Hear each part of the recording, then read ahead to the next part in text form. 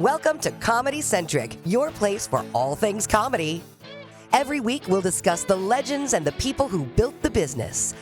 The performers, writers, behind the scenes, and stories that you have never heard. So relax, take a load off, and join us for this episode of Comedy Centric. Now, the host of your show, nationally headlining comedian, a woman with a wicked sense of humor and a killer Jersey accent, Julia Scotti. I'm pretending like I'm doing research. Right now? Well, I want to look important, because this is if you were trying to impress us, you would have already. Oh. Okay. Hi, I'm Julia Scotti, and this is Kathy Caldwell. Kathy Caldwell, the great and powerful Kathy Caldwell. How are we doing? Good. I'm still full. My belly is full. You made me. I call Kathy comes whenever I'm experimenting with a new recipe. I call Kathy because she doesn't have a lot of familiarity. Why can't I say that word with Italian cooking? So I invited yesterday, and I made. Do you remember what I made? It was a pepper thing. Yeah, I sauteed some peppers and onions and a little bit of garlic with some basil, and then I took some of the peppers out and I put them in a container with a little cream, and I blended them with the immersion blender and poured that in with the penne. It was really good. The only problem. Yes. You kept the leftovers. I offered them to you, and they didn't make it through the night. No, you didn't. You didn't offer them to me. There was no kind of covered them up and put them in the fridge. Okay, I'm sorry. Yeah. We also had You bogarted the penne, bitch, and the tiramisu, but you didn't want the rest of the tiramisu. I wanted the penne. You should have taken it. I called it a noodle, and my God, you would have thought I. Oh God, yeah. See, that was right there. You should have had to go to confession for that, calling it a noodle. I would have given you the leftovers. You should have just asked me. You could have had them. You can't ask. You have to offer. No, please, It's being a good host. You have to insist. You have to go, no. You have to take these leftovers. I insist. Okay. Let's move on, shall we? Let's, please. Okay. We got a great guest tonight. I'm excited. I'm excited for all of our guests, but you know a lot of them. I do, but this one I haven't seen him in 35 years, 40 years maybe. Well, does he know you've changed? Yes, of course he does. Oh.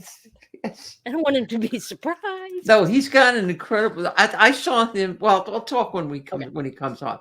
He is a writer, primarily a writer, but he was a great stand-up. He started out as a stand-up, and he's built his career as a writer. Very, very funny, very talented man.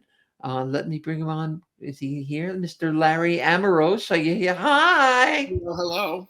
How are you? Good.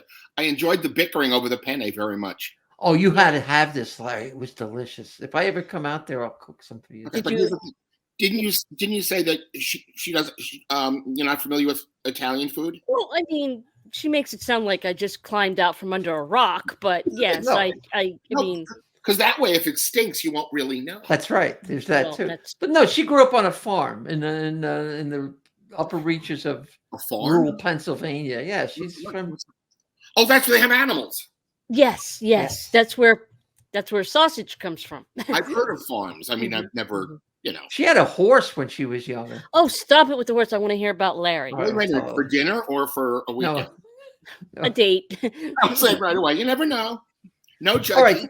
So I got to tell you, because I told you on the phone the other day, when I was a baby comic, I saw you at the Catch a Rising Star as the MC, and we know the importance of the MC on the show now, although the younger comics don't.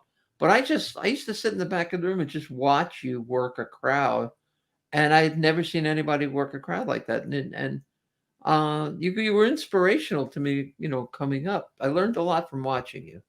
Well, on one hand, I'm very flattered. On the other hand, you must have very low standards. I do, but that's beside the point. No, I had fun in those days, I mean, and it's funny. The reason I wound up doing a lot of, I hate to say crowd work because it really wasn't that. It's that I couldn't remember anything, like my own act. I couldn't remember the material. Wow. So I would have to start going somewhere to do something because you've got 20 minutes to work and I can't remember anything. So It was seamless though. Go ahead, Kath. I'm sorry. Was that for a reason you couldn't remember something, Larry, or just okay? That's a reason. That's a reason. Well, I was also lazy, and this is the downside of it, because in my prime back in those days, my brain worked very quickly, and you know what it's like, Joe. You can have an answer, you ask a question, and you have the comedy answer before they say. Well, there's somebody working up here going through the files and pulling out the right, the right. And in there, response. it was working, and I was lucky I could do that. But after a while, I realized I don't really have to work very hard, which in hindsight was not a good choice, because I could get laughs without working that hard. I could just go up and I didn't have to prepare an act for an hour and go over new material. I could wing it if I felt like it, which is on one hand a great skill. On the other hand, counterproductive. Well, it keeps you away from television. I mean, because if somebody's going to, in those days you had to, go before the powers that be to do a Tonight Show, for instance, and they want to see a prepared setting. But I thought you had that. I had good material, but it's funny. I remember years ago, Gilbert, Gottfried rest his soul, Gilly was talking one day when he first started getting famous, and he, was from MTV and all that kind of stuff. And he said to us one night, we were sitting at the Green Kitchen diner near Catch a Rising Star. Yeah. He said, and everybody's talking, well, Gilly, you're finally getting famous. He said, they have no idea why they're making me famous. They have no idea. That's interesting. They didn't know what he really did. They saw something that they could market, with that. But it was really not. Gilbert was like the funniest man in the world, and the world's greatest impressionist, and layer upon layer upon layer of smart. But they saw, and that's what they grabbed. They grabbed him for the wrong reason. Thank God they did. But it worked out in the end. Right? They didn't know why they were making him famous. Interesting. Mm-hmm. That's an interesting observation. I never really thought about it, but you're probably right. Yeah. Yeah, because Gilbert was, when I was emceeing there, the great thing about Gilbert, and you knew Gilly, he was the cheapest man in the history of the United States. I mean, you buried him in his bar mitzvah suit. I'm telling you, he was that cheap. And when I was emceeing there, during the weekdays, all the comics got cab fares, like $6 or $10, whatever it was. And if I wanted to leave early, if I was tired or completely coked out and wanted to end the show, I'd say, Gilbert, I'll give you double cab fare if you clear the room. And I could put him on stage at midnight, and he'd face the back wall, wouldn't look at the audience, and he'd do such obscure material, you'd hear the chairs rustling, and I'd be in a cab 10 minutes later on my way home. That's what I think. Kathy, I think I've even said that story to you about Gilbert, because at the Improv, Silver would put him on at like 2 a.m. on a Friday or Saturday night just to empty the room out because there were only like 3 or 4 people left, and it worked every time. And usually he followed me. I started the emptying the room because she would put me on at like super late at night. He was the closer for the closer. So he would, when he was brandy new. Nobody had ever seen anything like Gilbert. He was so cheap. But there was a time when I lived in the East Village back in those days on East 6th Street.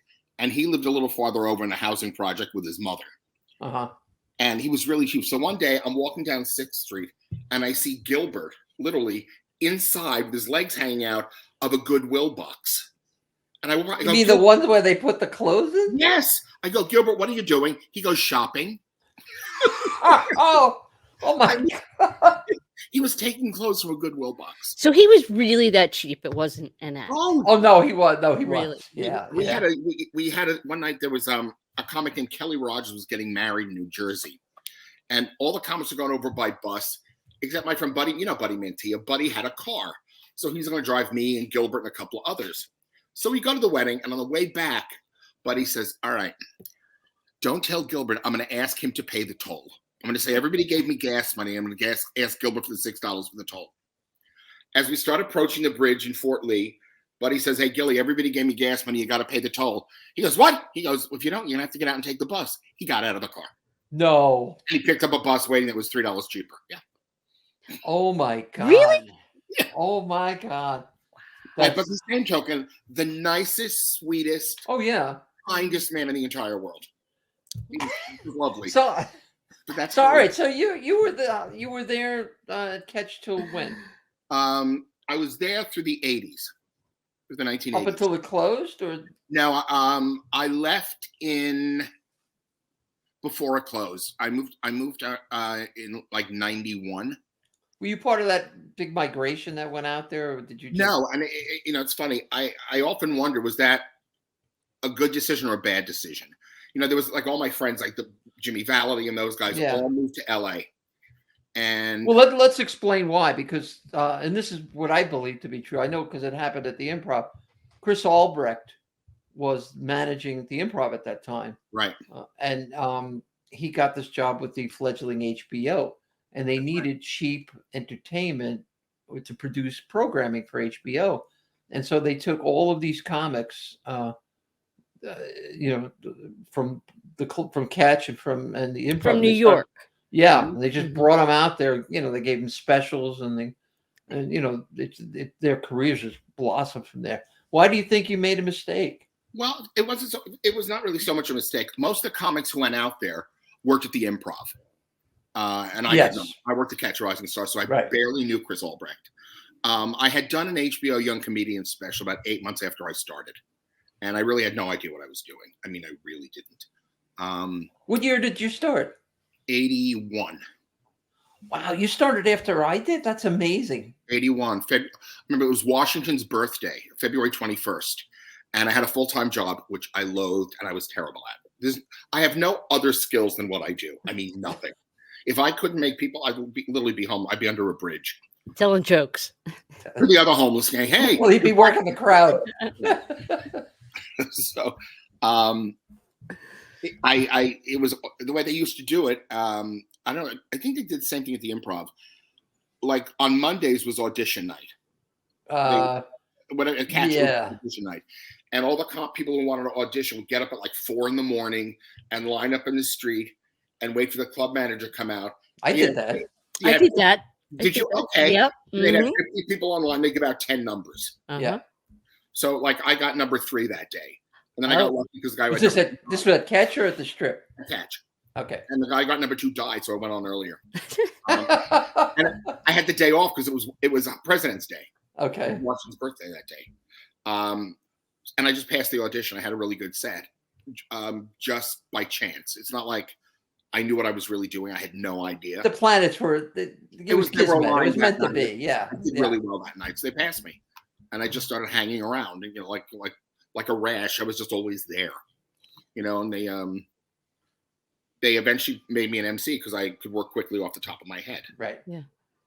And I could, all right. I could command an audience in those days. But did you consciously make a decision to stop to pursue writing and stop stand up at some point, or did that? I did. Yes. The first thing, one of the main reasons I didn't go to LA with everybody, and this is going to sound like it's very, very noble of me, and it really wasn't. My dad was very ill, and there were 3 younger kids below me, and my mother was completely insane, and I just didn't want to leave him sitting there. Mm. So I decided to stay, and he died. He died like 5 years later. Yeah. But the decision was to stay in case something was wrong. Because it is noble. It is noble. Yeah. Well, it was. I don't know what was noble, but I mean, it's funny when I went away to college. They always have like orientation weekend. I got on the plane, got off the plane in Buffalo, called home to let them know I landed, and my mother said, "Turn around, Dad's had another heart attack." So I got on the plane and went home. And I took the first year and stayed home. I didn't go. I waited a year because he was very ill and he was young. Right. So I just kind of stayed in New York.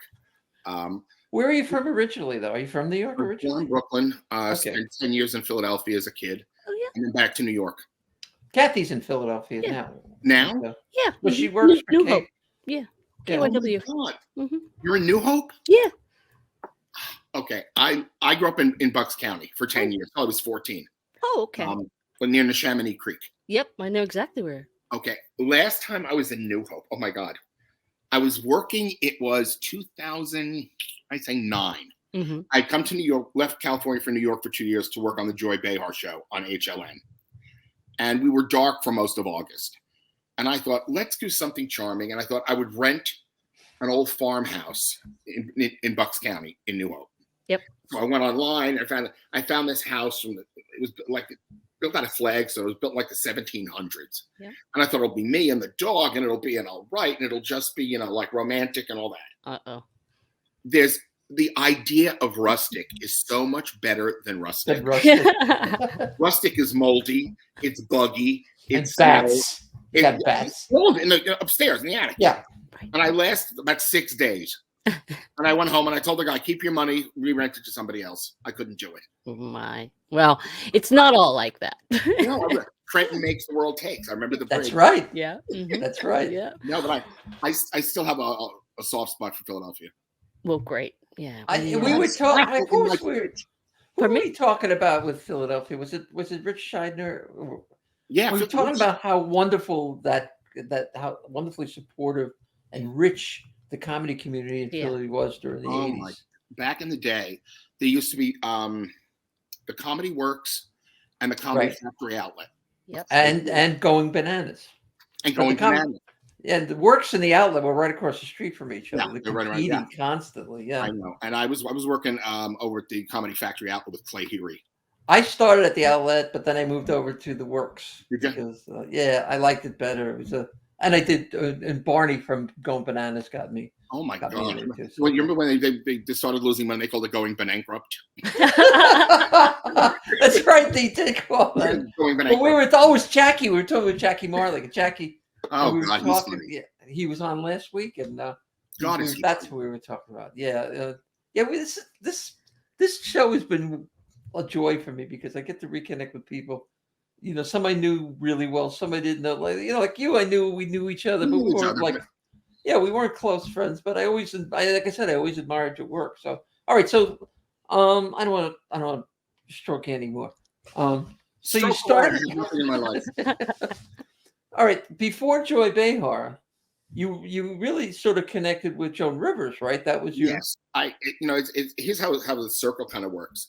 When I first started doing comedy, before I ever got on a stage, I took one of these comedy writing classes that was taught by a guy named Dick Lord, who was I remember the name, yeah. Right, he was like a Borscht Belt to me, very funny. Mm-hmm. And it was all really about doing stand-up, which I had no interest in. I was more interested in joke writing. So he gave us basically taught us the bones of all of it. And I heard that Joan Rivers and my own cadence and rhythm was similar to that to begin with. It was kind of that Jewish Brooklyn. Yeah, I can see that. Okay. It was a similar mindset. So I heard she buys jokes from people she liked. So I would fax in jokes, and every time she bought a joke, you had a check for $10. That's right. And it was very exciting. I'm some kid, I don't know. Yes. And then I realized, wait a minute, I can make more doing this myself. Why am I sending jokes in? So that's why I decided to audition and do it. Years later, it's now 2007 or 8, whatever it is. And I'm working on the Mark Twain Prize as one of the writers every year. And it was the year George Carlin died, and we gave him the award posthumously. And Joan was booked as one of the presenters for the evening. And she gets him, she said, I need a writer. I didn't write much. So they put me in a room with her. And she remembered my name vaguely but never met me from the faxing. And she says, what makes you laugh? And I said, the folly of the Holocaust. And she says, give me your phone number. So I gave her my phone number, and we had a great time in Washington. And she called me the next day and said, I want to write with you. And I said, great. I said, is anything off limits? She goes, no. I said, what about Edgar's suicide? She goes, I had 20 minutes before they closed the casket. I said, we're going to get along just great. And she was I know you were really close to her. I know the greatest. Oh. But somewhere, all right, how did you get from faxing her jokes to getting to the Mark Twain Prize, writing for the Mark Twain? How did that? That's a major. When I was doing stand-up, in those days, it's not like it is now, where you can automatically just get a TV series. It wasn't like that. It was very early on. They had HBO, and that was kind of it, and that was in development. It was just starting out. And you'd go out on the road. They literally, and they put you in a condo. It was cheaper than a hotel, and they put you with 2 other comics in some condo in the middle of a cornfield. And you work 20 minutes a night or an hour a night. You have 23 hours to kill, which I decided to kill by doing drugs and alcohol, which was really, I'd say in one way, I'd say my downfall. On the other way, say it's a blessing, because I think it got me to the point where I had to stop doing it. I had to get off the road. And I realized I started as a writer. I have a degree in journalism, so I'd go back to it. Wow. And I went back to writing. Oh, I didn't know about the degree in journalism. Yeah. Okay. And so I could always write. And I knew I could write, but I knew I couldn't survive in a condo in Indianapolis anymore. Yeah. So I stopped. And I went back to writing, and I was good at it. So I didn't, work started coming my way. I started working on the ESPY Awards and a lot of private, like industrial stuff. Okay, but I think we have a lot of young comics that watch this. How do you, when you say you started working on the ESPY Awards, that doesn't just happen. How do you, for a young writer? The ESPY started. I was friends. My best friend is still Bill Sheft. Okay. Oh, and I got a call from Bill, who worked, was the head writer of Letterman, was the head monologue guy. So when I came off the road, Bill said, "Hey," because I'm a big sports fan. Yes, you are. Yeah. Kathy, Larry plays. I used to play hockey. Semi-pro hockey, right? I played all through college. Yeah. I was good. I was actually very good. Yeah. When I was it semi-pro though? Did you play? No, it was through college. Okay, but you played when you were doing stand-up too. I remember. Oh, that was still just that was more you just were in a league or something. Yeah. Okay. I was in a league, and we played tournaments up in Lake Placid every year. Wow. Okay. I was a goalie. So back to Bill Sheft. Okay. Yeah, I stopped playing goalie once I worked out my mother issues. I didn't want to get hit anymore. So I retired. I'm done with this. What step is that? Bill calls me. He goes, "Hey, you interested in working on the ESPYs?" And I said, "Sure." So he connected me to the ESPY Awards, and one thing led to another. And from the ESPYs, I started work. Then you work on like the daytime Emmys. Then you kind of get in that circle. Yeah. I think the answer is networking, right? I mean, but not intentional. It was just I knew a lot of people. Who you're hanging around with, who you talk to, who knows your skill set. Right, the people in my orbit. Mm-hmm. And in '92, things changed when I get I had just moved to LA, and I got a phone call from Barry Manilow's people. I'll never forget. It was clear blue sky. Out of a clear blue sky. It was literally we were breaking the Yom Kippur fast, my first Jewish holiday. Not that I know anything. So I had some friends over, and first I got a phone call like a week earlier. Barry Manilow's looking for a new writer. Are you interested? And I'm like a huge Barry Manilow fan, so I go, yeah. So they said, all right, we'll set up an interview. So I went and met his publicist and his director at a house in Laurel Canyon. And I guess they said I was nice or whatever. So Yom Kippur, I'm sitting with my friends and the phone rings. And I go, hello. He goes, hi, it's Barry Manilow. What are you doing? I said, I'm breaking the fast with my friends. He said, chew quickly. I want you to come to the house. I said, all right. I said, finish dinner yourselves. And I got in the car. And I went to the house in Bel Air and met him. Yeah. And I met him, and we hit it off. And I'm still not only working with him, he's one of my best friends. I go to Vegas with him again this Thursday. So when you go, all right, so let's go to the Laurel Canyon meet, right? You go to the house. Wait, is he Jewish? Barry? Yes, he is. Yeah. Okay. So we had a sensibility. He told me that. Well, I want to ask you, did you bring material with you, or what? Apparently, what he had been doing. He used to work with Bruce Valanche, and then Bruce left, and Roberta Kent came in, and he wanted to make a change. It was just time. So he was looking for another comic. Not that he doesn't do stand-up, but he's very funny. He's very, very funny. And unlike anybody else I've seen in show business, when you see his concert, he's talking, he's telling stories, but he's spectacular. I mean, if he wanted to do stand-up, he could. Doesn't, but I mean, it's a whole package. So he would look at tapes of a bunch of stand-ups. Okay. And I guess he saw one of the things I did on, I think it was Rosie O'Donnell's, whatever it was. What was that show? Rosie O'Donnell show. No. She had a stand-up spotlight. She had okay. Yep. Uh-huh. And he said he just watched one opening line. He said, find him.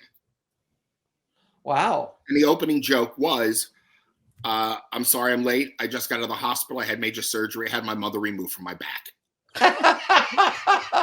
And he identified with that. He said, call him.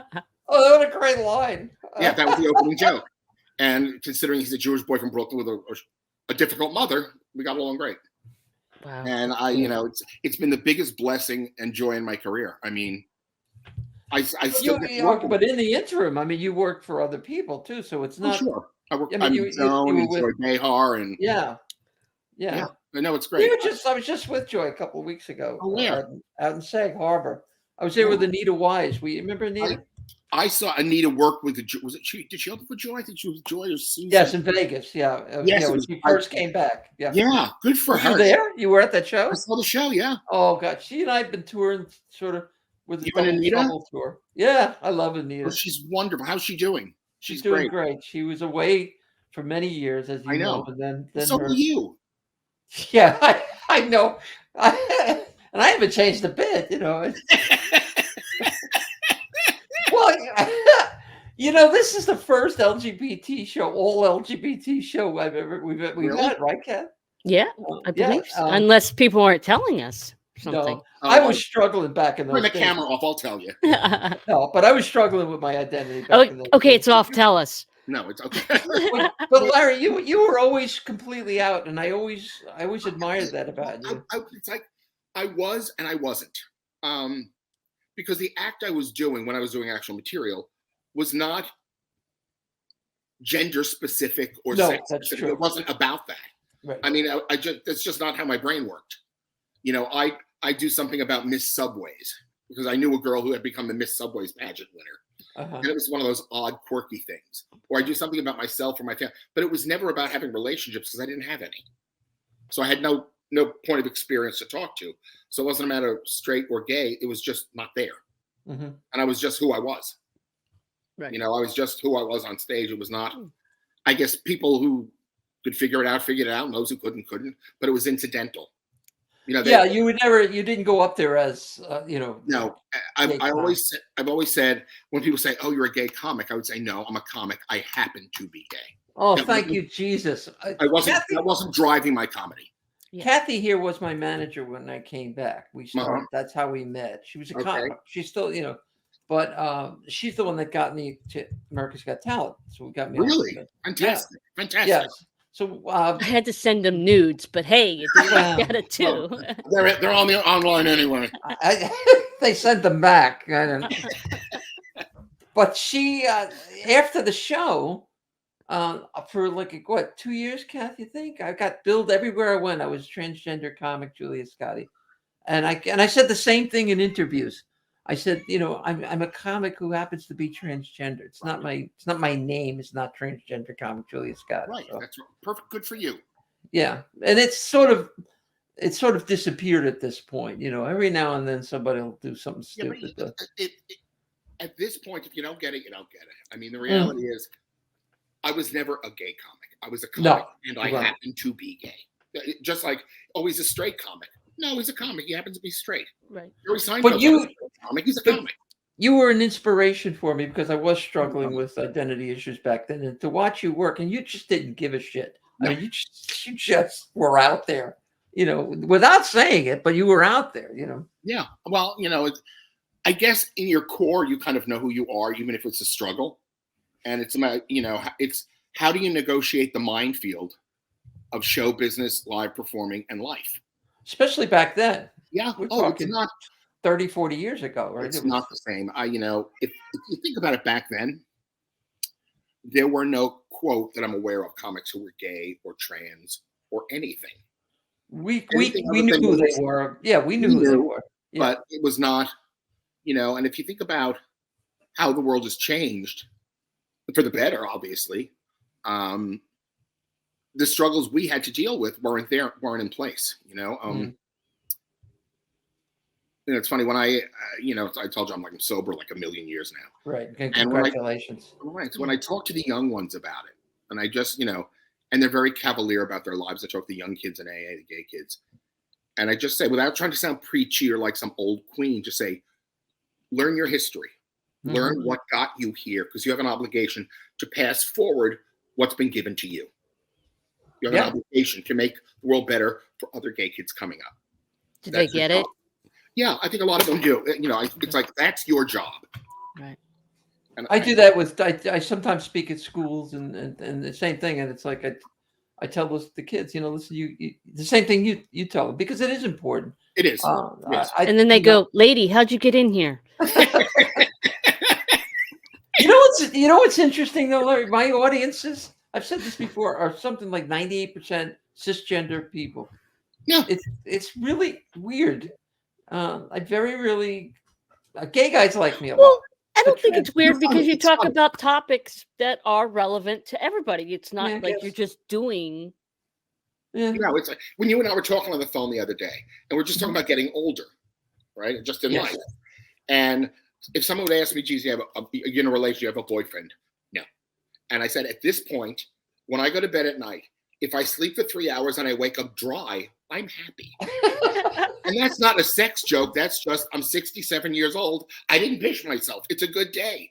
So well, you bring up a good point, the age thing, and one of the things I worry about as a stand-up. See, you don't do stand-up anymore, but it's, I guess if you're still writing comedy, is relevancy.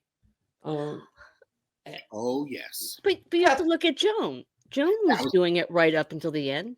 But she was Joan- already established. I mean, Yeah, she was. But this she stayed icon. relevant. When I was working on Fashion Police, and it was not a fun writing job. I mean, Joan was great, but it wasn't. We're working. You get the photos at 11 o'clock at night. You work till 7 in the morning. It was one of those jobs. But Joan and Melissa were great, and I'd write a joke, and if Joan, she always wanted to be relevant, and she would always ask a younger person if she didn't know what it was. Right? There was a joke. It was a great joke I actually wrote. I'm not patting myself on the back. It was just a great joke. It was a picture of Lady Gaga from her album cover where she had different color paint all over her. Mm-hmm. And I said, it looks like a bukkake party at a clown college. A great joke. Joan didn't know what a bukkake party was. So she asked our assistant, who was like 23, she goes, tell me what it is and will the joke work? She told her what it was and she goes, yes. That was the joke. Big laugh. She didn't know what it was. But once she found out, oh, got it. Okay, good. Yeah. She was She struck me as I never met her, but she struck me as the kind of person who she was hit that way. But but again, she was at a different level. She was in a different stratosphere than I am.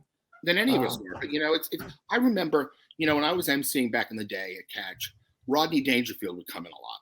And Well, I was going to bring him up. Yeah. Okay. Yeah, he was a big star. Already he was a big established star.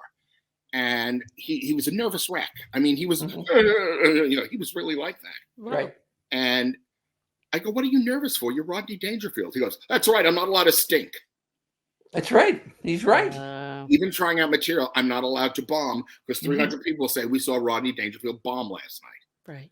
We had that conversation about him a couple of weeks back with Jackie, actually. Again, with Jackie was talking about that, how he was insecure. And no matter what level you're at, there's that insecurity. And you're right. The more famous you become, the more you worry because you're not allowed to bomb. You want to talk about Joan? Joan had balls like nobody had ever seen. Yeah. I mean, fearless. We were doing a thing. We were doing the reality show that Joan and Melissa Knows Best kind of thing in London. And Joan sandwiched it around a concert at Royal Albert Hall, which she's going to film for the show, but it was a real live, it's Royal Albert Hall in London. It's, 10,000 people, the whole thing. And we're in the dressing room right before the show starts, and she's getting her hair and makeup put together. And I Google on my phone, I see an alert come up.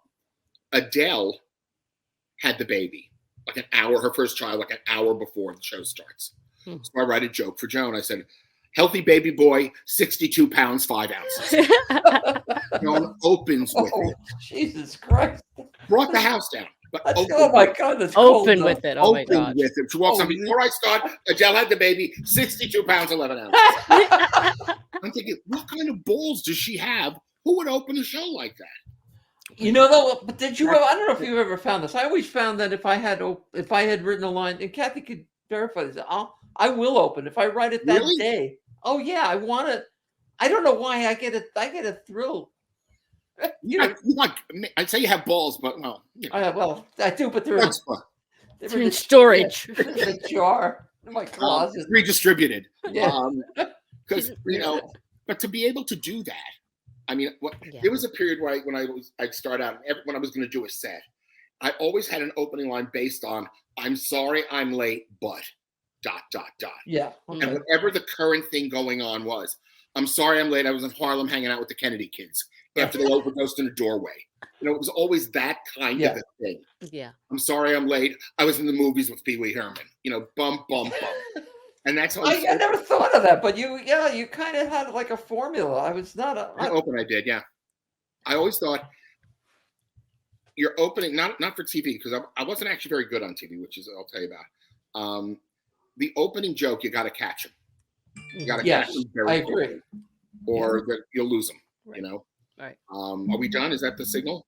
No, that was I forgot to put my phone Her on Chinese mute. food's ready. No. Oh, please! I live in Palm Springs. It's Chinese. Don't even ask. Everything here is chew food, soft food. I'm like the youngest person in town. How did you wind up there? Why are you there? I refer to it as gay hospice.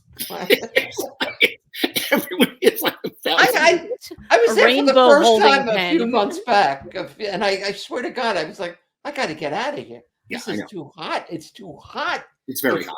It's like from Africa hot, like from the. It is. It's Africa hot. Yeah, which is one of the greatest lines I've ever.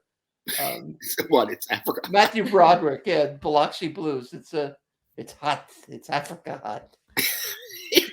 So Larry, you said you were talking about you weren't good for TV. What was? No, I had done a couple of TV spots. You know, like Evening at the Improv, the HBO and Comedian Special, and Rosie's show. I did like 5 or 6 of those, or 7, whatever it was. And while I don't normally like to watch myself because my self-loathing is usually through the roof, I realized I wasn't particularly good on television. I look what I look like, but I mean, I wasn't TV friendly. I wasn't camera friendly. And I knew that. I knew that early on. I realized, okay, this is going to go so far. Wow. You know, at that point, they started having sitcoms like Roseanne and Grace Under Fire built around a comic. But I think, as a character on a sitcom, you would have been fantastic. No, maybe the opportunity never presented itself. There was one night I'll never forget when kind of one of the reasons I went back to writing, when I realized it was going to be when I saw myself and I said, I'm not TV friendly. I'm just not camera friendly. And there's not much you can't fix that. It is or it isn't. You translate through or you don't. Yeah. I was emceeing one night at Catch a Rising Star. They had like those industry nights. You know what know they all come to HBO. They all sit in the back of the room looking at the comics, and I'm emceeing that night, and I'm just killing. I'm having the place is packed. I'm bringing the house down, and there was a little nook in the back where there used to be a kitchen where the MC would normally wait when the comics were on. And I introduced Jon Stewart, who they were coming to look at. And unbeknownst to them, I was standing back there. And one of the HBO guys said, it must have been Comedy Central. One of the guys said, geez, he reminds me of Amoros, except we can use him. And I heard it.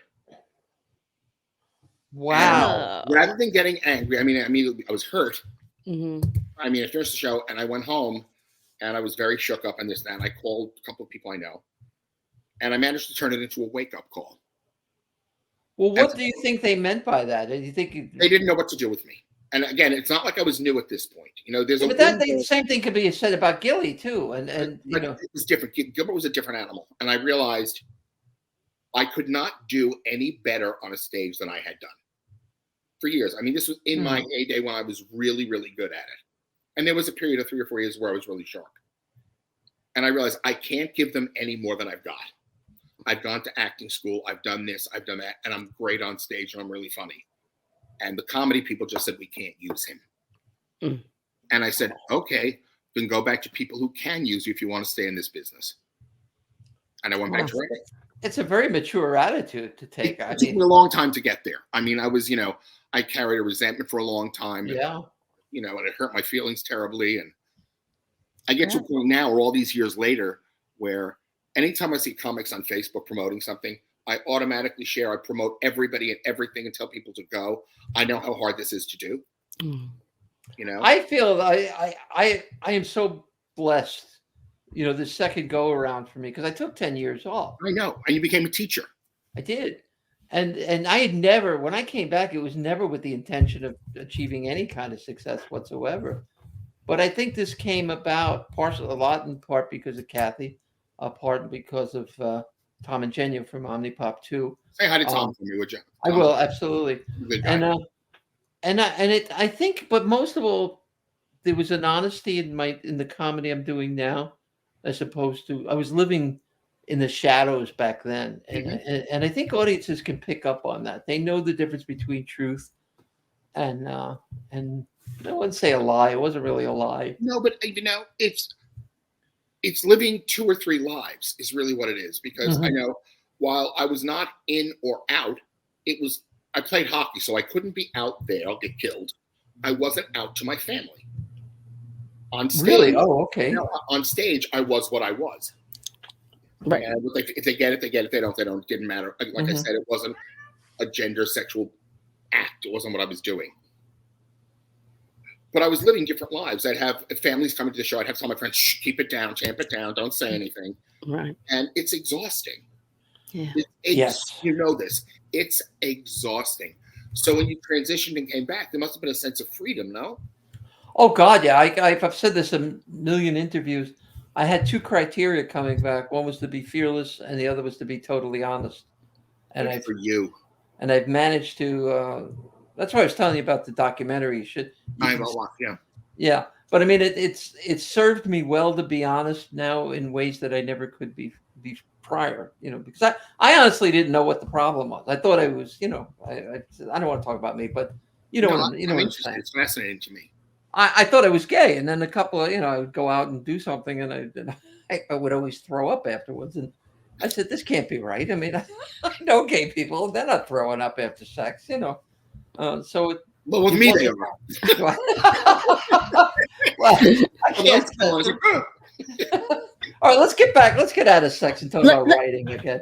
Let me ask real quick, Larry.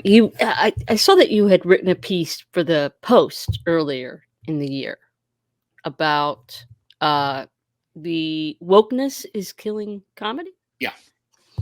Did you get any backlash for that? Not a lot. I think I got jailed in Facebook a couple of times. One of which, big deal. One of which is that I wrote some kind of a joke and I used the word midget, and they banned me. And you appeal, and they said, oh, it's a slur. And I said, well, don't tell the Munchkins from The Wizard of Oz they were technically a midget troupe. And they says, I really got into a conversation with one of the Facebook people. I actually got someone on the computer. And they say you should have said little people. I said, little people isn't funny and it breaks the rhythm of the joke. You should have people involved in comedy judging comedy. Well, I wasn't sure it was a joke. Well, then you shouldn't be sitting. You shouldn't have your job. You shouldn't have your. Right. I think of, can I say this without causing a problem? And I just wrote another book with Melissa Rivers. I work with Joan's books, and now Melissa and I write together. And we have a book out now called Lies My Mother Told Me, which is very, very funny. The original conceit was that it's the world according to Joan, all the events of the world, how they really happened according to her. And it kind of morphed itself into these lies my mother told me. And we had this, like the woke police in our head. Can we say this? Can we not say that? Yeah. I heard your interview with Cindy Adams on this. Back in May. Is that the one you're talking about, Kath? Yeah. No. Well, you wrote it was an article in the Post, right? Right, but you did a live interview with Cindy. I heard part of that too. Yeah. How'd you feel about that? Cindy's an old friend. Okay, I wasn't sure of the dynamic. She's an old friend. Someone's going, I'm done with you. That's Cindy. Okay. If I call her now, Cindy, Larry, what have you got for me? Okay. That's Cindy. I love Got it. Cindy. Okay. Well, it brings up, but listening to that, I thought about Chappelle and his comments about trans people, and I had to ask myself that: am I too sensitive to these things? And I said exactly what you said. That Joan said was that if you don't like it, change the channel. I thought what he said was ignorant, and it was hurtful. But I didn't have to listen to it, and I turned off the. Right. You're not. Nobody's holding you hostage. There's no gun to your head to enjoy this. Mm-hmm. It's like when I'll put something on Facebook, sometimes a joke, and somebody write back, I don't know, you shouldn't say that. I said, then don't laugh. I've seen that with you. Don't laugh if you don't like it. Mm-hmm. It's funny. I was talking to another trans performer, and my take on it. There are no others besides me. Not at your level or your quality. Oh, okay. Oh God. Right. So well raised. You really are. And from my standpoint, people say things that offend me all the time. And my first thought is it funny? Right. Mm-hmm. I always look at everything goes through the prism. That's how Joan was. Everything goes through the prism. Is it funny? Yeah. Then you weigh, is it worth doing or not? That comes after the funny part. If it's not funny, Dave Chappelle stuff wasn't funny enough to warrant it. Thank you. It just wasn't funny. Thank you. Thank you. My take is always, like with gender identity, I don't care. You want to identify as a coffee table? I will call you coffee table. I will polish it twice a week. I don't give a shit. Whatever makes you happy. Yeah. With the LGBTQEIEI, I'm almost 70 years old. I can't remember my own fucking name. It's too many letters for me. I had this issue with the pronouns. And I was like, I said it's like who's on first. Yeah, it was like Abbott and Costello. I can't remember, and I get what they're trying to do, but I do too. My old brain can't handle that. Well, and that brings back relevancy, though. Yes, but it does. Like when they say, "Well, he likes to be called them." Well, that might offend schizophrenics who really are them. What about that? What about them? It's not all about Eve. It's all about them now. Right. They have 12 personalities. That's a them. It's like, I don't know. Years ago, I had a joke that Roseanne said she had 26 personalities. I was like, you think one of them would have had a salad? Just one. Something a little thin. Would have killed you. That's where it comes from. It's not the gender joke. This is what I loved about your humor back then, watching you back then. It was that kind of stuff. It was so quick, and it was a lick. I could see where people could get pissed at it. But you were never really mean. No, it's funny. For years, I worked on a lot of the Friars Club roasts and a couple of Comedy Central roasts, and it got to a point where they started becoming mean. Yeah, I agree. Yep. And I could be as edgy as anybody, and I could say some horrific things, but it never really hurt anybody. I tried not to. I was, right. If I did something that was really hurtful, I'd feel terrible. But it just became mean. There was one roast where it was actually a very good joke about B. Arthur, something I wouldn't do that. Fuck her with yes. B. Arthur, whatever. Right. Yes. I knew B. I worked with B. Arthur a little bit. Uh-huh. And she was crying. She was very shook up by it, very upset. Is that right? Who said that when they did the joke? She laughed gracious. She was upset. She was gracious. Oh, okay. And I thought, I watched Gilbert do George Takei, and I mean that there's a part of me that's just like, okay, it was very funny, but it was incredibly right. But here's the thing: Gilbert is a cartoon. If you think about it, Gilbert's a cartoon. He's like animation or a puppet act without the puppet. It's a cartoon. So you get away with a lot. In 2016, I was asked to be one of the creative producers of a tribute to Joan at the Kennedy Center. Mm-hmm. We did this big thing for part of a comedy festival. It's a big deal. It's funny. It's the last time that Gilbert and Bob Saget and Louis Anderson were together. Oh, we had them all on the show. Oh, wow. And it was, RuPaul was booked on the show. I mean, I put the show together, but I didn't do all the bookings. So RuPaul was on the show, and I'd worked with Ru before. And it was shortly after the Pulse nightclub shooting. And all he wanted to talk about was the Pulse nightclub shooting and diversity. And we kept trying to say, it's a comedy show. I was going to say, not in a comedic way. Joan Rivers, we have her entire joke drawer behind you. And the way, everybody would come out and pull a joke out and then do something on that topic. What happened to that joke drawer, by the way? I think it's not in the Smithsonian. She has Melissa donated it somewhere. I don't know. It's on. How many jokes were in there? There were literally hundreds of thousands, right? Thousands, and she'd only literally cataloged half of them. Wow. Now, I mean, they took years of digitizing everything. Did she go back and you reuse them? Joan? Yeah. She'd put say, them away for a while. Tony Danza did something stupid. Get me Tony Danza jokes. Wow. Okay. Like now, would it be filed under Tony or Danza? Or Italian? I don't know. Maybe she probably cross-referenced knowing her. I was going to say, yeah. Both ways. So anyway, Ru decided, he's committed to do this and he's going to talk about the nightclub shoot. So what do? I called Gilbert. And we say, Gilbert, we need you to come to Washington do this. He goes, sure. And we gave him a couple of options. So what we did was, and it was about as tasteless but brilliant as anything I've ever seen.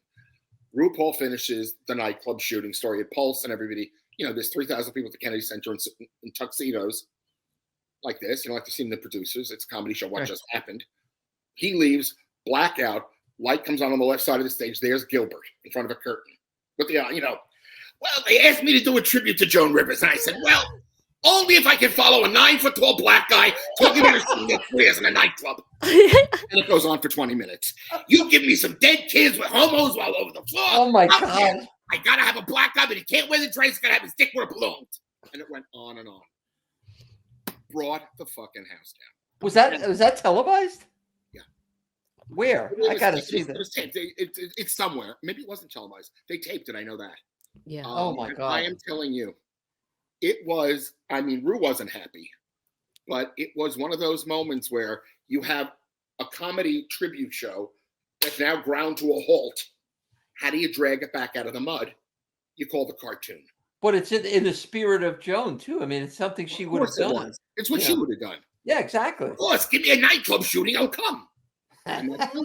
But because he's a cartoon, and you expect outrageous behavior from, it's like BoJack Horseman, or when you get a really good puppet act.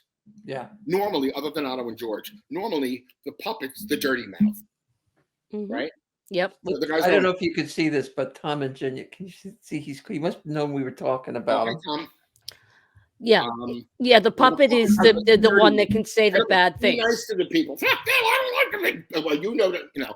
Right. So, like Otto was like that too. Yeah. Otto and Joy, Right. So the puppet's the dirty one. Right. Mm-hmm. Animation, you get away with a lot because it's animation. It's not real. Mm-hmm. Gilbert was a cartoon. Right. Carrot Top is, even though it's silly stuff with props, he's a cartoon. Right. Yeah, he's the legendary Wid. How is he still around? Of course, he's absolutely around. He's doing great. I love everybody loves Wid. The legendary Wid is fantastic. Yeah. Is he still? I think I told you about this. We're doing a Christmas show with with the Comedy Centric Christmas episode, and Wid's coming with John Kensel. Do you know John? Yeah. Buddy. So he's going to sing Wid. Wonderful. Yeah. I love. Hey, hi for me. I love the legendary. Absolutely. Larry, you're wonderful. Huh? You're wonderful. Oh, you flatter me. Thank you. Yeah, seriously. So, all right. So your books. He's got great story. You got these books come. You wrote. Now you were a ghostwriter on all of these books. A Diary of a Mad Diva and all this. They say ghostwriter. We collaborate. We get on the phone. I talk to Joan, I talk to Melissa. We'll talk a couple times a week, and it's just the way I write is I'm fortunate that it's the way Melissa writes and the way Joan wrote. It's all short form. I can't write a novel. I don't have a brain for that. So I tell people I only write things you can read on the toilet. I think that's true with most comics. We can't read any page, any chapter. We got to get it out, get it in.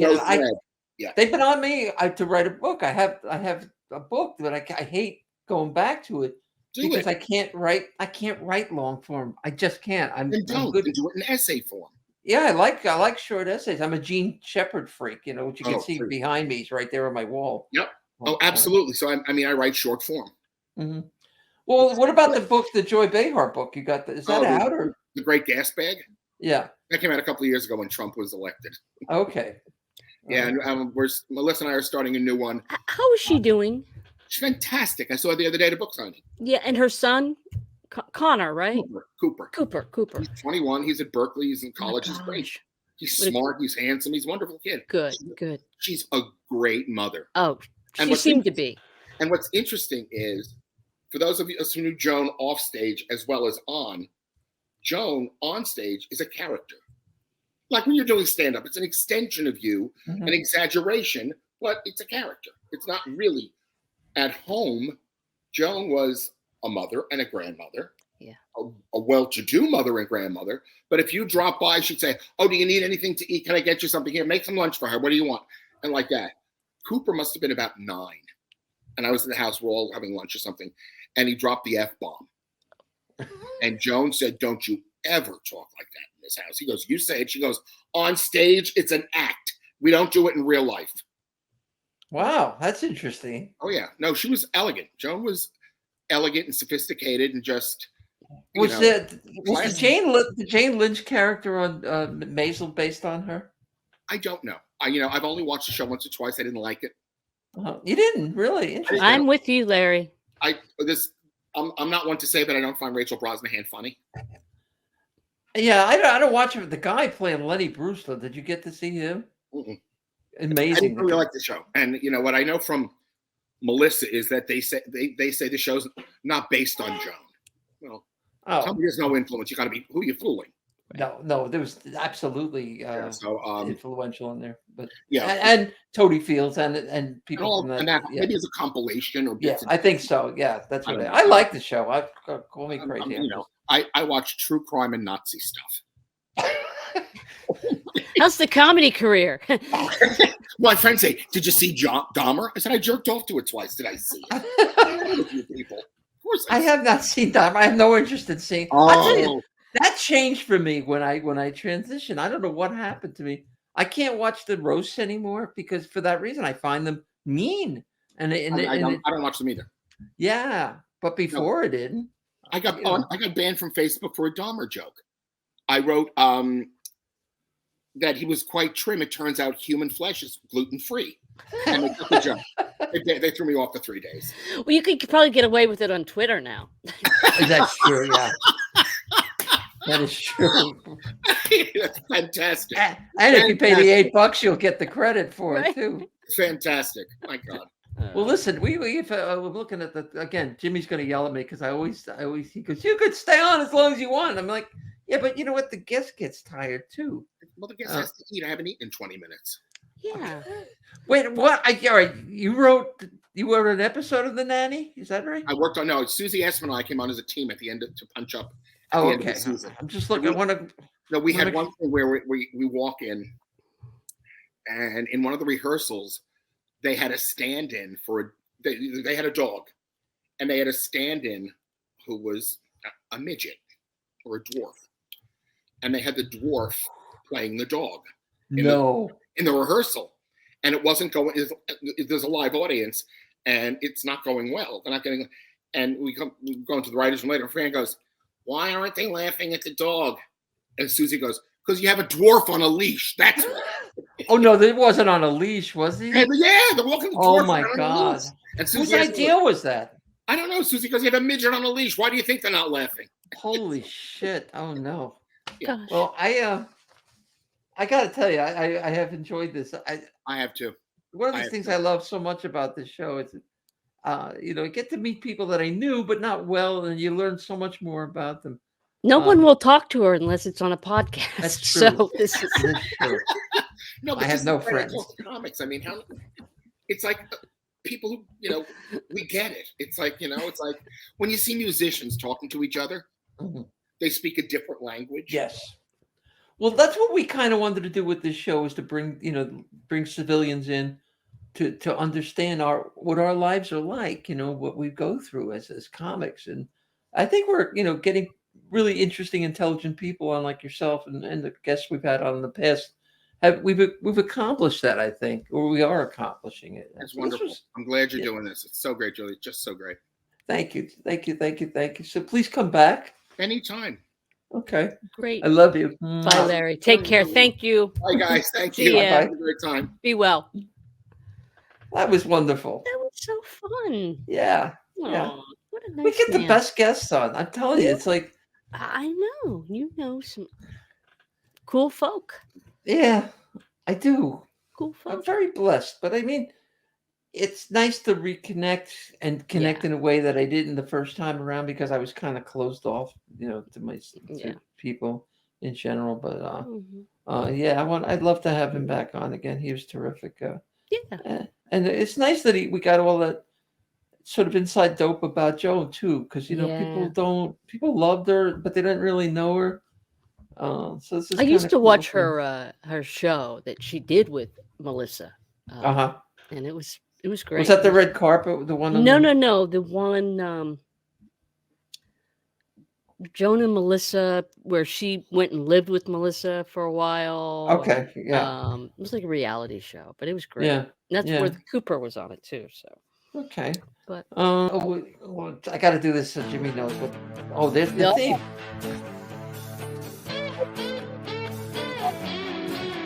And I love you. And if he would turn the theme down, you could actually hear what I'm saying. But it's a little I like loud. it better this way. Oh, there it is. It's much better this way. That's right. Be sure to check us out on all the platforms that you would normally. We're now on, even on Apple now. Did you know that, Kat? I love apples. Yeah. So find us wherever you listen to your podcast. Find us and subscribe to us. If you enjoy this show, you'll enjoy the ones we got coming up because they're going to be great, right? Sure. Come on. Be well, everybody. Be good. Bye. To each other. Bye.